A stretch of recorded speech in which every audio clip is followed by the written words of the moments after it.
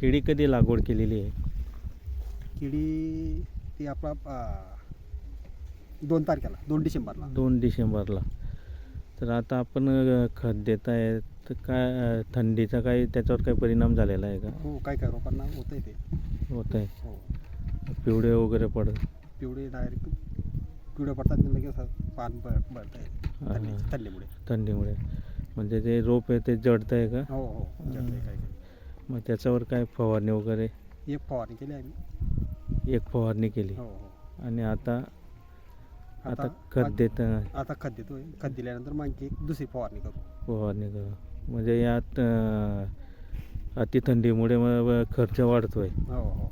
हां, जर जास्त थंडी नसते आणि थंडे वारे नसते तर खर्च वाचला असता. हो हो.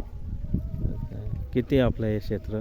4 एकर आहे. 4 एकर आहे. थंडीमुळे खर्चाचं वाढत आहे. हो.